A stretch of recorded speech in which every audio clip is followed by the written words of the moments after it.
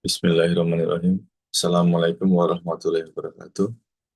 Perkenalkan, nama saya Yulio Darmawan, mahasiswa Unsia, jurusan PJJ Teknik Informatika.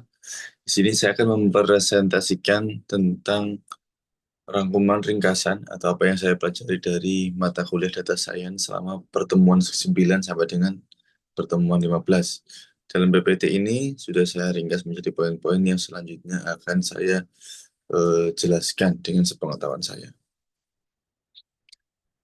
Dalam ringkasan saya yang pertama akan saya jelaskan tentang manajemen data dan apa itu tujuannya. Manajemen data itu sendiri adalah mencakup seluruh kegiatan yang memastikan data menjadi aset yang dapat diandalkan, ya, dan dapat digunakan untuk analisis atau pengambilan keputusan organisasi.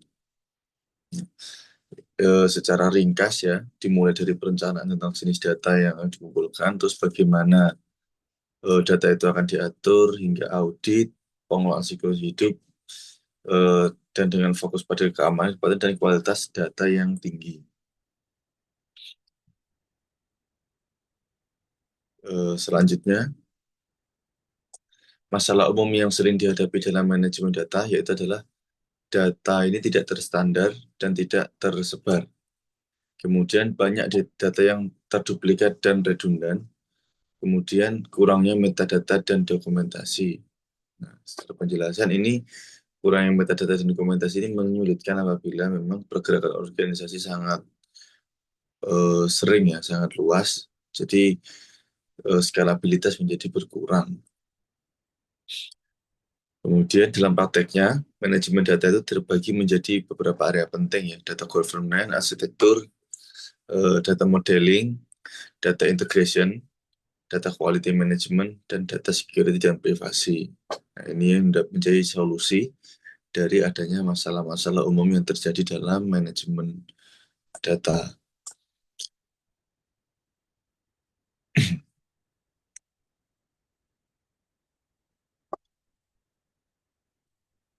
Kemudian solusinya dan pendekatan yang real yang sering digunakan adalah menggunakan database terpusat dan sistem yang terotomasi. Contohnya Siakat atau basis data yang terdistribusi namun tetap terpusat pengendaliannya. Kemudian menggunakan filtering dan integrasi data dengan berbagai sumber. Kemudian ketaatan kepada data governance dan life cycle management, sehingga dari masalah-masalah yang sebelumnya ini bisa ditangani dengan solusi-solusi yang terkait dengan manajemen data. Kemudian akan saya jelaskan juga tentang korelasi dan asosiasi. Korelasi dan asosiasi ini adalah dua teknik eksplorasi data yang beda tujuannya. Nah, di sini saya mencontohkan ada korelasi Pearson, yaitu korelasi yang digunakan untuk mengukur hubungan linear antar variabel numerik.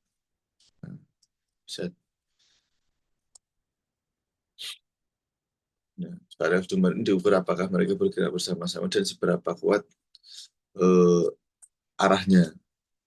Kemudian ada korelasi Spearman, yaitu korelasi untuk data ordinal untuk pemeringkatan. Kemudian ada juga tentang tabel kontingensi, yaitu hubungan antara peubah dengan kategori. Kemudian ada juga dengan chi-square test, yaitu uji independensi dua peubah kategori.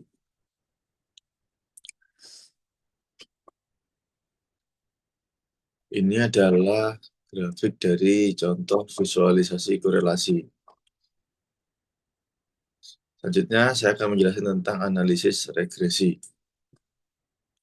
Analisis regresi ini digunakan untuk memodelkan hubungan antara satu atau lebih variabel yang independen terhadap variabel yang dependen atau terikat. Pada regresi linear, umumnya bentuknya adalah Y beta O plus beta 1 X tambah gamma Y. Ini digunakan untuk memprediksi nilai kontinu. Parameter diestimasi dengan metode least square untuk meminimalisir residual sum of square. Contohnya yaitu adalah harga rumah 98.000 tambah 0,1097 kali dengan ukuran rumah. Contoh yang karakteristik ini digunakan biasanya untuk memperkirakan harga rumah berdasarkan luas ya, seperti saya contohkan tadi. Jumlah kamar, dan lain-lain, dan lokasi. Digunakan untuk memprediksi pelanggan menggunakan variabel-variabel tersebut.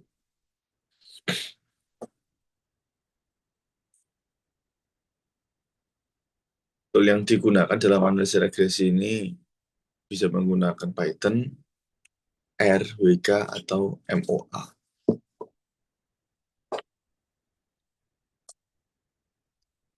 Kemudian ada asumsi dan evaluasi regresi.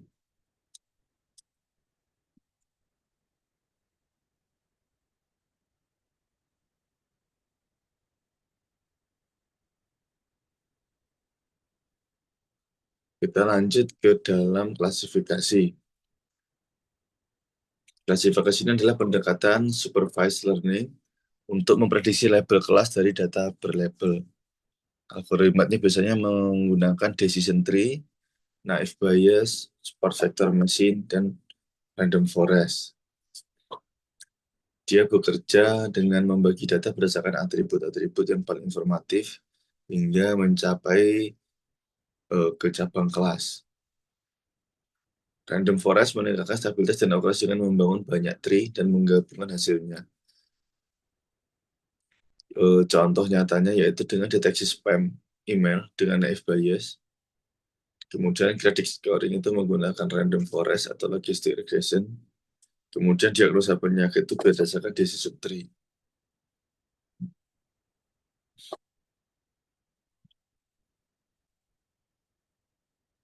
Tools yang digunakan sama yaitu menggunakan scikit, WK, MOA, dan RapidMiner.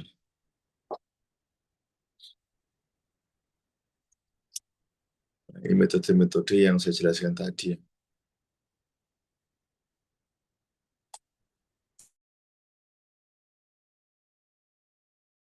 Metode clustering. Nah, ini metode clustering ini dengan mengelompokkan objek berdasarkan kesamaan tapi tidak adanya label. Tujuannya yaitu untuk mengidentifikasi pola atau struktur yang tersembunyi dalam data. Algoritma yang populer dalam clustering ini yaitu K-means, hierarchical clustering, DBScan, Birch, dan Clarence.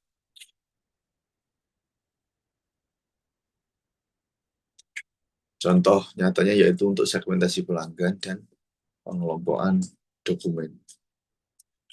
Segmentasi pelanggan ini biasanya dikelompokkan berdasarkan pola belanja, terus clustering citra atau gambar untuk segmentasi objek dalam computer vision, atau grouping surat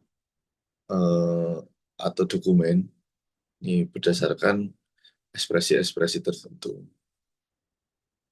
Tahapan umumnya itu biasanya dengan scaling data, kemudian memilih jumlah klasternya, kemudian membangun model, kemudian melakukan evaluasi. Toolsnya juga sama, menggunakan scikit-learn atau Python, WK, Spark MLI, dan MOA. Tantangannya ada di penentuan jumlah cluster optimal, kemudian bagaimana cara menangani outlier atau noise, dan tantangannya terutama pada skala data yang terlalu besar.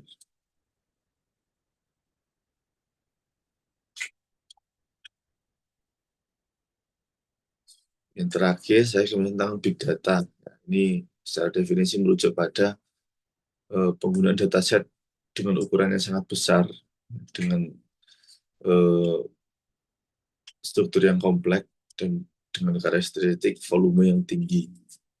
Kecepatan masuk data juga tinggi, variasinya banyak, dan datanya belum tentu bisa diandalkan. Analisis big data ini memerlukan metode khusus dan arsitektur yang terdistribusi untuk menangkap nilai-nilai dari data yang terkumpul.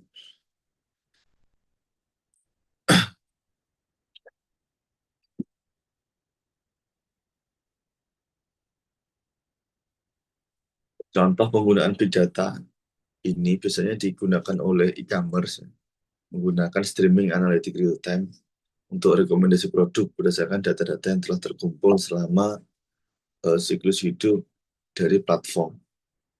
Terus sistem pemerintah juga menggunakan model prediktif untuk deteksi potensi kebakaran dari tiap daerah berdasarkan data-data yang terkumpul. Kemudian diagnosis penyakit berdasarkan pola-pola tertentu dari pengolahan citra atau pengolahan data sensor kesehatan. Biasanya dalam penggunaan analisis data tersebut menggunakan teknik machine learning, NLP, deep learning, stream mining, dan distributed computing. Toolsnya menggunakan Hadoop, Spark, MOA, Distribute-R, Intel, Wanda, serta integrasi platform lainnya seperti Kafka untuk pipelining. Hambatan-hambatan dalam big data itu meliputi banyaknya noise, korelasi palsu, accidental endogeneity, serta kesulitan infrastruktur dan privacy.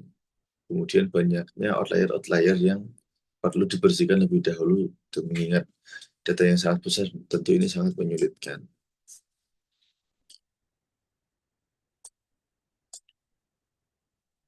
Itu saja dari saya. Ada kurang lebih mohon maaf. Terima kasih. Wassalamualaikum warahmatullahi wabarakatuh.